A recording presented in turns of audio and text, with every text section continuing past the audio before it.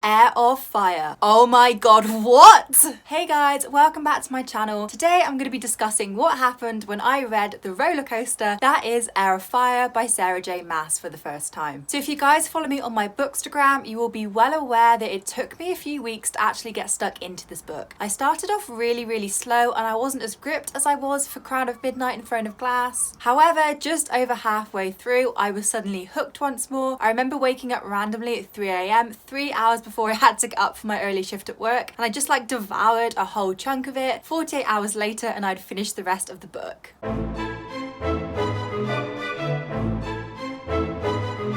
So a brief spoiler warning, if you haven't read Heir of Fire, please do not watch this video. Please go and watch many of the other videos on my channel instead. I do not want to spoil the series for you. I'm having so much fun reading it for the first time, so please read the book before you watch this video.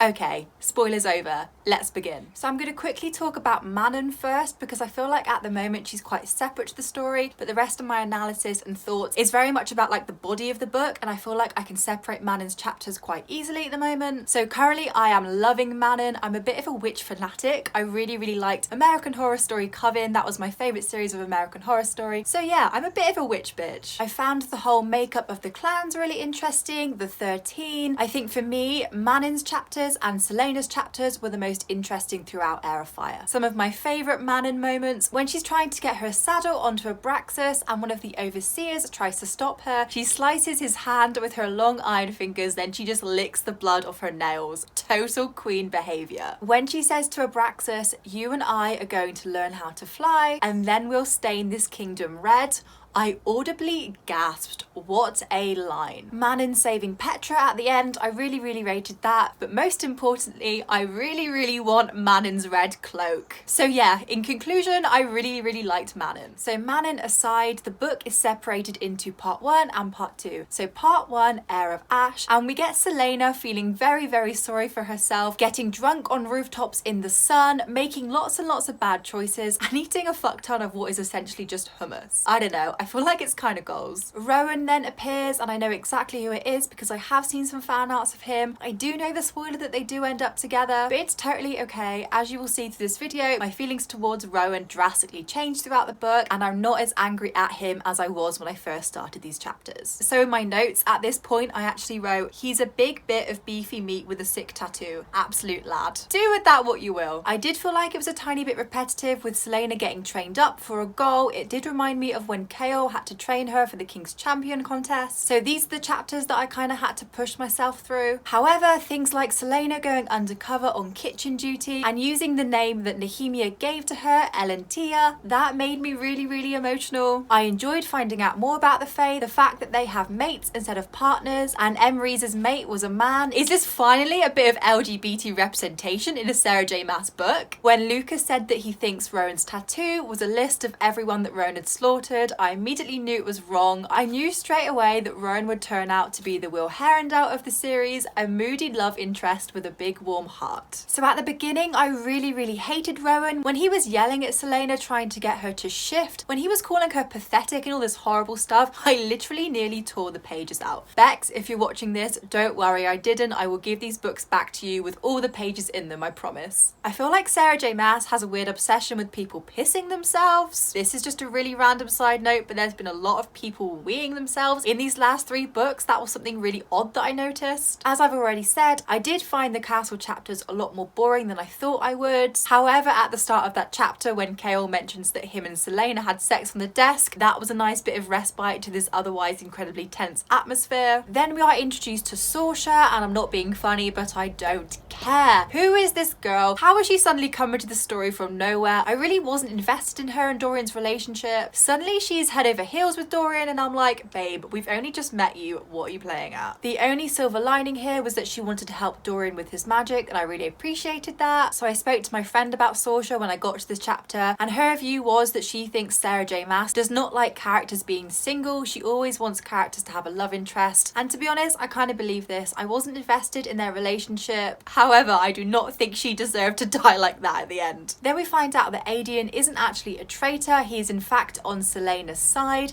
and in my opinion, his hotness level suddenly just goes up by 10. I really liked finding out more about how magic worked and when Rowan shifted in front of Celaena so he could show her how to do it. One thing I'm going to pick up on is that Rowan's magic is ice and wind. Isn't that incredibly similar to Dorian's magic? Is there a link here? I particularly enjoyed the part with the skinwalkers in the forest. I literally got chills reading this part, and when Rowan and Celaena were running away in their fae form, I couldn't help but think of Edward and Bella as vampires running through the forest in Forks as well. My favourite part here is when Celaena jumps off the cliff, tells Rowan to shift, turns around, says surprise, then fucking incinerates the skinwalkers. Back to the castle chapters, and Saoirse going into Dorian's room and finding Fleetfoot asleep on his bed warmed my heart endlessly. It's so cute that he's looking after Celaena's dog. So the next scene I'm going to briefly talk about, I think, is the final scene that I actually hated Rowan in. I think after that I warmed to him a bit more, but this is the final scene that actually boiled my blood. So when everyone is downstairs listening to Emery's stories, and suddenly Rowan's friend comes along and they ditch Celaena,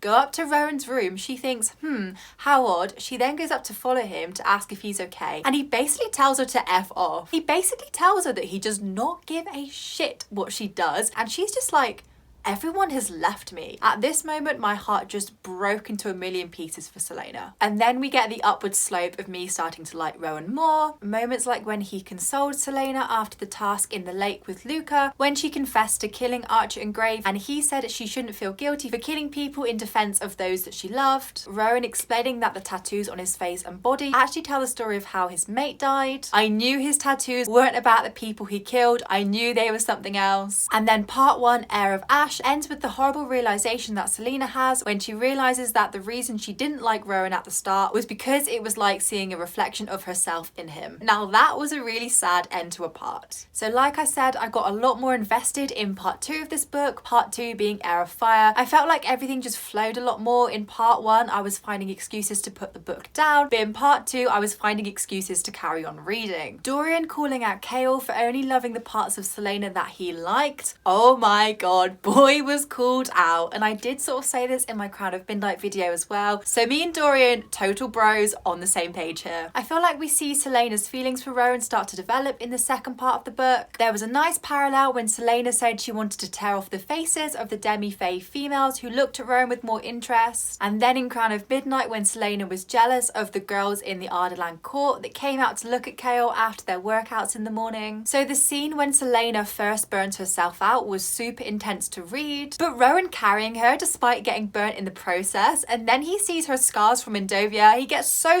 angry and so upset. He walks out, he turns into his animal form and flies away to yell at his queen for lying to him. Then suddenly he realizes that walking out was actually a bit of a dick move. He flies back into her bedroom through her window, scoops her up, blanket and all, and carries her to his warm bedroom. She then tells him the story of his life and they fall asleep holding hands. Oh my god, it was so good. I just know Celaena is gonna fall hard for this guy. So when they're discussing the expanse of her power and he says, well, there's the Karanam, and she says, quote, the old language word was beautiful on his tongue, and if she'd had a death wish, she might have begged him to speak only in the ancient language just to savour the exquisite sounds. Girl! I did see another similarity to the Shadowhunter Chronicles here, particularly how the Karanam reminded me of Parabati. However, I am aware that with the Karanam it's more of like a fate thing, whereas with Parabati you choose your Parabati. Another link to another YA series here. When Rowan described meeting his mate, it's kind of like a bond snaps into place. I got big imprinting vibes from the Twilight series, particularly when Jacob imprinted on Renesmee. And then you have the whole, you named my daughter after the Loch Ness Monster thing, which was so good. Then it suddenly gets really dark again because the king of Ardalan goes into Calacola and Endovia and slaughters all of the slaves. One of my favourite scenes in this whole book was that really short paragraph where Sarah wrote about the Royal Theatre, playing all the songs of the different lands in tribute to all the slaves that had died. I thought that was so emotional. And then we have the battle with the Vaug princes. When the Vaug cut off Celaena's long hair, I literally got a serotonin boost. There is something about YA characters lobbing off their long hair that just gives me life. I swear when Triss cut off all her hair in Allegiant, the power it gave her was just like immense. I just loved it so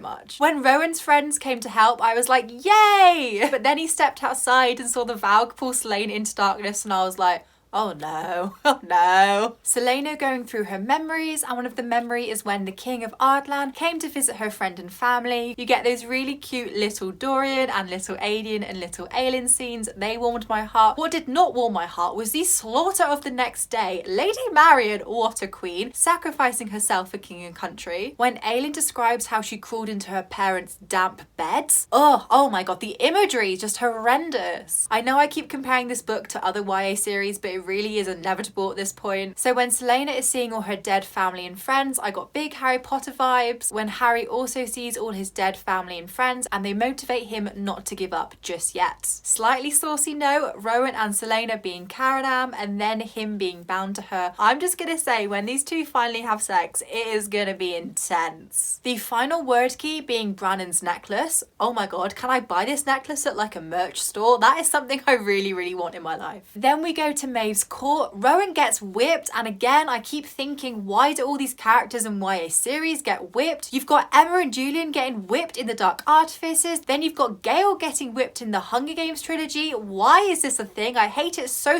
much. Celaena saves the day, but then Rowan binds himself to her, and my first thought was, boy, these characters really do be slicing their arms open left, right and centre. Celaena getting a sick back tattoo. Yes, we love queens that cut off the hair and get tattoos. Big Tris Prior vibes here. But then when she sang the Song of Terrazan, I remember that one of my favourite YouTube composers, Victoria Carbo, has actually composed her own version of the song. I will leave this in the description below. It is just breathtakingly beautiful, and you can really imagine Celaena singing this, not only in this moment, but also when she sings it over Nehemia's grave in Crown of Midnight. And then you get those final chapters in the castle. There's me thinking the castle chapters are the most boring, and then that fucking happens. In these last chapters in the castle, I did not breathe for the entirety of them. Look at the notes I took.